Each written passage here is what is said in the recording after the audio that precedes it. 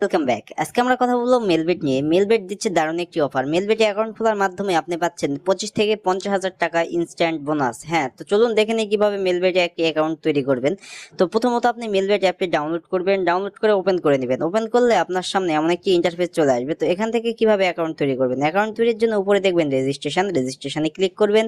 এরপর দেখবেন উপরে ইন ওয়ান ক্লিকে ক্লিক করবেন। এরপর দেখবেন বাংলাদেশ টাকা প্রোমো কোড স্পোর্টস। প্রোমো কোডের জায়গায় আমাদের অফিসিয়াল প্রোমো কোড DCT5, আবারও বলতেছি DCT5। আমাদের এই অফিসিয়াল প্রোমো কোডটি ব্যবহার করলে আপনি ইনস্ট্যান্ট 25 থেকে 50,000 টাকা বোনাস পাবেন। এরপরে কি করবেন, নিচের ফাঁকা ঘরে টিক মার্ক দিয়ে দিবেন। নিচের ফাঁকা ঘরে টিক মার্ক দিয়ে দেওয়া হয়ে গেলে নিচের রেজিস্ট্রেশনে ক্লিক করে দিবেন। তো আমি ক্লিক করে দিচ্ছি। এখানে দেখুন আপনার রেজিস্ট্রেশনটি সাকসেসফুল হয়ে গেছে এবং আপনাকে একটি ইউজার নেম এবং একটি পাসওয়ার্ড দেওয়া হবে, যেটি কপি করে রাখবেন অথবা খাতায় লিখে রাখবেন, যাতে পরবর্তী সময় আপনি আপনার অ্যাকাউন্টে লগ ইন করতে পারেন। এরপর নিচের নেক্সটে ক্লিক করে দিবেন।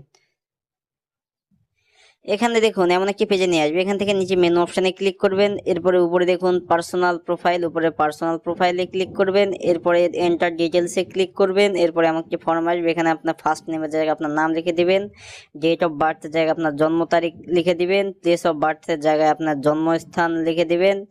এরপরে দেখবেন যে রিজিয়নের জায়গায় আপনি ঢাকা সিলেক্ট করবেন। সিটির জায়গায় আপনি যে সিটিতে থাকেন সেই সিটি সিলেক্ট করবেন। রেসিডেন্ট অ্যাড্রেস, এখানে আপনার জেলার নামটি লিখে দিবেন।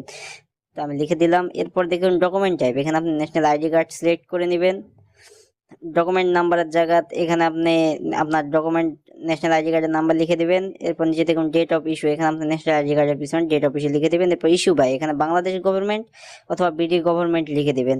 লেখা হয়ে গেলে নিচে সেভ অপশানে ক্লিক করে দিবেন। সেভ অপশানে ক্লিক করলে আপনাকে এমন একটি পেজে নিয়ে আসবে। এখান থেকে আপনার অ্যাকাউন্টটি ভেরিফাই করতে হবে। ভেরিফাইয়ের জন্য উপরে দেখুন ফোন নাম্বার এবং সাইডে দেখুন লিঙ্ক, সাইটের লিঙ্কে ক্লিক করবেন। সাইটের লিঙ্কে ক্লিক করলে এমন একটি পেজে নিয়ে আসবে। এখান থেকে আপনার মোবাইল নাম্বার শূন্য ছাড়া বাকি 10টি সংখ্যা লিখে দেবেন।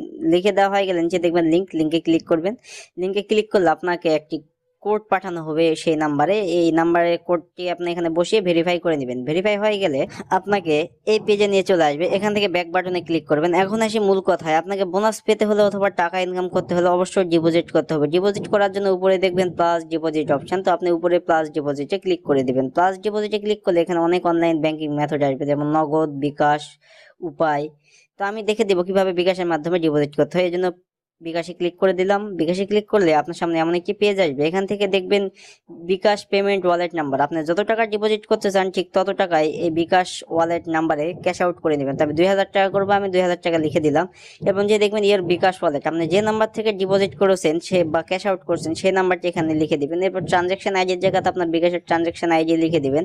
এরপরে নিচে দেখবেন যে কনফার্ম অপশন, আপনি কনফার্ম অপশনে ক্লিক করলে আপনার ডিপোজিটটি কনফার্ম হয়ে গেলে আপনাকে এমন একটি পেজে নিয়ে আসবে। এখান থেকে উপরে দেখবেন 0 টাকা, এখানে 10 থেকে 15 মিনিটের মধ্যে আপনার ডিপোজিটকৃত টাকাটি অ্যাড হয়ে যাবে। ধন্যবাদ।